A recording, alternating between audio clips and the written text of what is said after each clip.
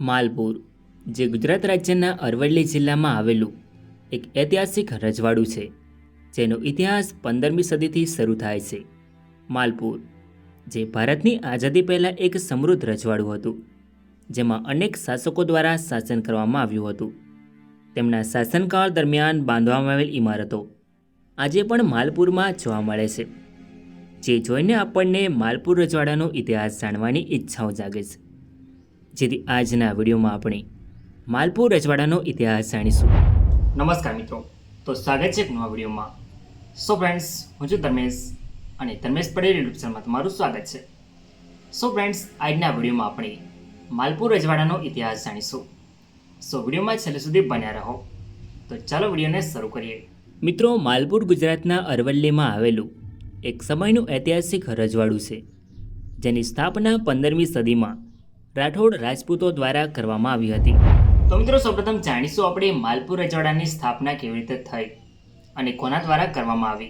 સંવત 1302માં ઈડરના ભીલ રાજા સામલ્યા સોળ પર રાઠોડ સુનકજીએ આક્રમણ કર્યું અને ઈડરને કબજે કર્યું. ત્યારબાદ સંવત 1302થી ઈડર પર રાઠોડોનું શાસન શરૂ થયું. ઈડરના રાઠોડો મૂળ રાજસ્થાનના રાઠોડ વંશની એક શાખા હતા. આ રાઠોડો ઈડરના પ્રથમ રાઠોડ શાસક હતા. આ જ વંશનો વિરજમલજી નામનો સરદાર થોડી જાગીર લઈ ઈડર રાજ્યમાંથી છૂટો પડ્યો. વિરજમલજીનો પૌત્ર આનંદજી ઈસુસન 1344માં માન ગામમાં જઈને વસ્યો. ત્યારબાદ આનંદજીના પૌત્ર રણધીરસિંહ માન છોડી મોડાસા જઈને વસ્યા. રણધીરસિંહનો પૌત્ર વાઘસિંહ હતો, જેઓ ઈસુસન 1466માં મોડાસાથી માલપુર આવ્યો. વાઘસિંહે એક બ્રાહ્મણની સાથેના ભીલોના ઝઘડાને પરિણામે માલપુરને પોતાને કબજે કર્યું અને માલપુર પર તેની સત્તા સ્થાપિત કરી. વાઘસિંહે માલપુર પર સત્તા સ્થાપીને તેને રજવાડા તરીકે સ્થાપના કરી અને શાસન શરૂ કર્યું. જી હા મિત્રો, આવી રીતે શરૂઆત થઈ માલપુર રજવાડાની. ઈસુસન 1466માં વાઘસિંહજીએ માલપુર રજવાડાની સ્થાપના કરી. માલપુર રજવાડાના શાસકો રાવલની ઉપાધિ મેળવતા હતા. રાવલ વાઘસિંહજીએ ઈસુસન 1466માં માલપુર રજવાડાની સ્થાપના કરી અને તેઓ માલપુરના પ્રથમ શાસક બન્યા. તેમણે ઘણા વર્ષો સુધી માલપુર રજવાડામાં શાસન કર્યું. ત્યારબાદ રાવલ વાઘસિંહજીનું અવસાન થાય છે, જેથી રાવલ ગોવિંદસિંહ માલપુરની ગાદી પર આવે છે. રાવલ ગોવિંદસિંહ માલપુર રજવાડાના બીજા શાસક હતા. તેમને બે પુત્રો હતા, પંતસિંહ અને રામસિંહ. રામસિંહને મગોડીની મિલકત આપવામાં આવી હતી.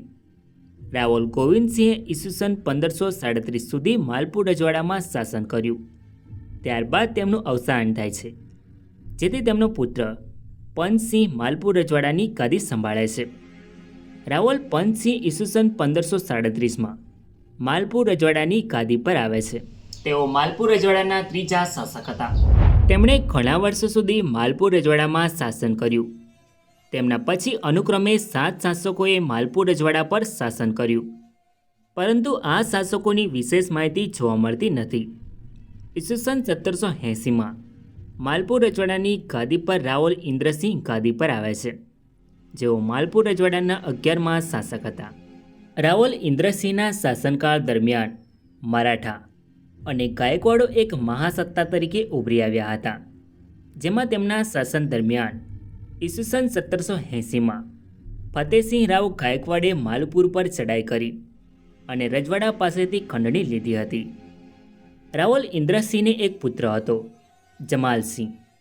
તેમણે ઈસુસન 1780થી 1796 સુધી માલપુર રજવાડા પર શાસન કર્યું.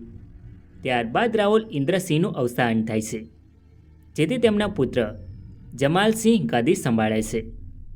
રાવલ જમાલસિંહે ઈસુસન 1796માં માલપુર રજવાડાની ગાદી સંભાળી, પરંતુ શાસનના થોડા સમય પછી તેમનું અવસાન થાય છે, જેથી તેમના પુત્ર તખતસિંહ રજવાડાની ગાદી સંભાળે છે. રાવલ તખતસિંહ વર્ષ 1796માં માલપુર રજવાડાની ગાદી પર આવે છે. તેઓ માલપુર રજવાડાના 13મા શાસક હતા. તેમણે વર્ષ 1796થી 1816 સુધી માલપુર રજવાડામાં શાસન કર્યું. ત્યારબાદ તેમનું અવસાન થાય છે, જેથી શિવસિંહ રજવાડાની ગાદી સંભાળે છે.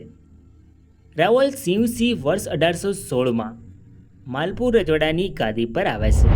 તેમણે વર્ષ 1816થી 1822 સુધી શાસન કર્યું. ત્યારબાદ તેમનું અવસાન થાય છે. ત્યારબાદ વર્ષ 1822થી 1843માં શાસન રીજન્ટ દ્વારા ચલાવવામાં આવ્યું. કારણ કે તે સમયે ગાદીનો વારસદાર પુખ્ત વયનો હોવાને કારણે રીજન્ટની નિમણૂક થઈ. ત્યારબાદ વર્ષ 1843માં રાવલ દીપસિંહ માલપુર રજવાડાની ગાદી પર આવે છે. તેમણે વર્ષ 1843થી 1875 સુધી શાસન કર્યું. ત્યારબાદ તેમનું અવસાન થાય છે.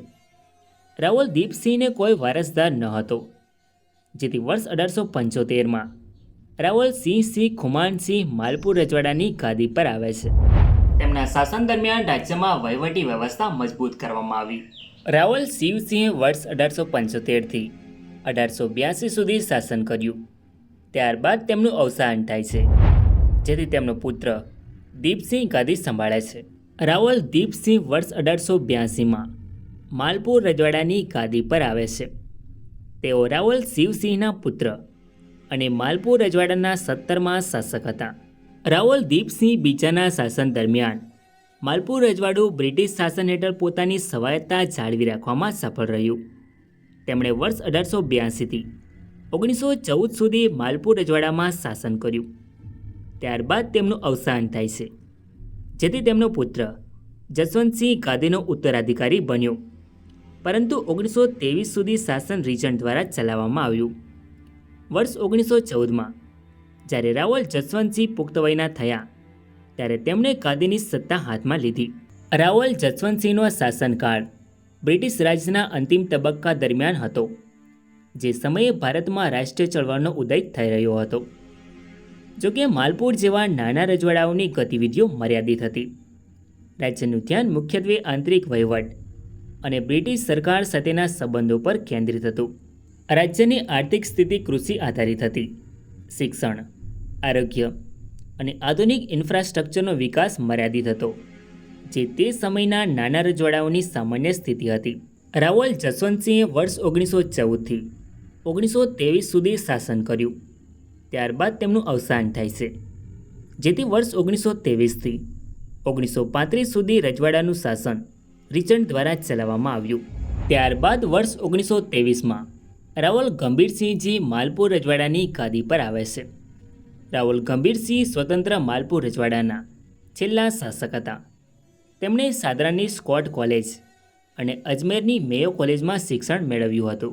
વર્ષ 1943માં બ્રિટિશ સરકારની એટેચમેન્ટ સ્કીમ હેઠળ માલપુર રજવાડું બરોડા રજવાડા સાથે એકીકૃત કરવામાં આવ્યું. આ યોજના હેઠળ ઘણા નાના રજવાડાઓને મોટા રજવાડાઓ સાથે જોડવામાં આવ્યા, જેથી વહીવટ સરળ બને. માલપુરનું શાસન નામાત્રનું રહ્યું. ભારત દેશમાં 1947 સુધી અંગ્રેજોનું શાસન રહ્યું હતું. ત્યારબાદ ભારત દેશ અંગ્રેજોના શાસનમાંથી આઝાદ થયો. ત્યારે ભારતનું વિભાજન થયું. ત્યારે માલપુર રજવાડું ભારત સંઘમાં સામેલ થયું, જે આજે ગુજરાત રાજ્યના અરવલ્લી જિલ્લાનો માલપુર તાલુકો છે.